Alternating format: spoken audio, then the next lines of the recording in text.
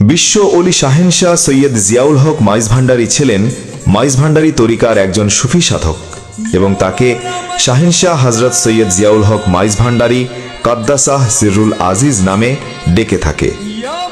তিনি 10 পৌষ 1335 বঙ্গাব্দ, 25 ডিসেম্বর 1928 সাল, 12 রজব 1347 হিজরি চট্টগ্রাম জেলার অন্তর্গত ফটিকছড়ি থানার মাইজভান্ডার দরবার শরীফ নামক স্থানে জন্মগ্রহণ করেন। তার পিতার নাম হযরত সৈয়দ দেলাওয়ার হোসাইন ও মাতার নাম সৈয়দা সাজেদা খাতুন।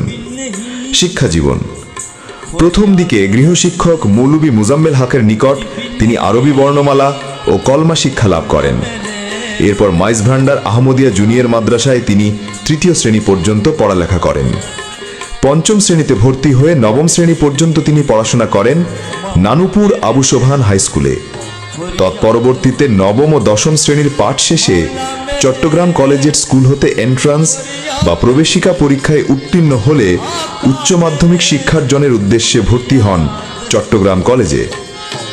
কানুনগোপাড়া স্যার আশুতোষ ডিগ্রি কলেজে বিএ বা স্নাতক ডিগ্রি সমাপনী পরীক্ষায় সম্পূর্ণ অংশগ্রহণ করেননি। কথিত আছে হঠাৎ তার স্বাভাবিক ভাবের পরিবর্তন পরিলক্ষিত হয়। তিনি সাদা খাতা জমা দিয়ে পরীক্ষা কেন্দ্র পরিত্যাগ করে সরাসরি মাইজভান্ডার প্রত্যাগমন করেন। সুফি দৃষ্টিভঙ্গি: এটা দৃঢ়ভাবে জানা যায় যে এমন একটি আধ্যাত্মিক অভিজ্ঞতার সম্মুখীন হয়ে তিনি বোয়ালখালী থেকে সরাসরি ফটিকছড়ির মাইজভান্ডারে ফিরে আসেন।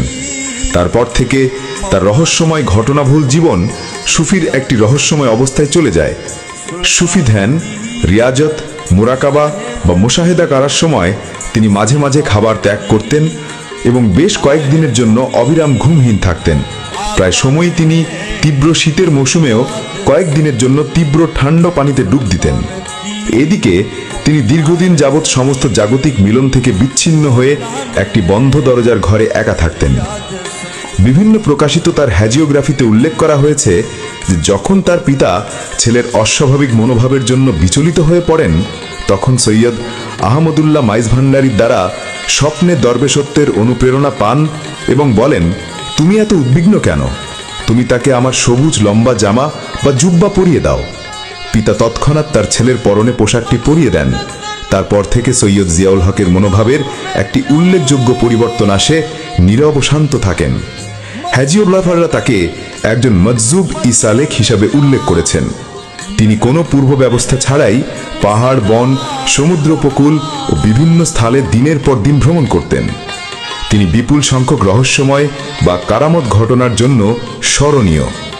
তিনি তার সুফি ওস্তাদ এবং পিতার আধ্যাত্মিক শৃঙ্খল বা সাজরার স্থলাভিষিক্ত হন, যা সৈয়দ আমিনুল হক ওয়াসেল ছোট মৌলানার মাধ্যমে সৈয়দ আহমদুল্লাহ মাইজভান্ডারীর পর্যন্ত যায়।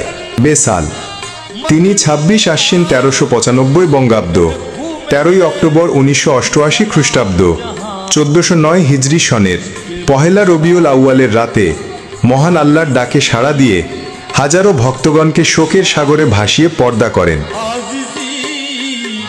मौला मेरे फरियाद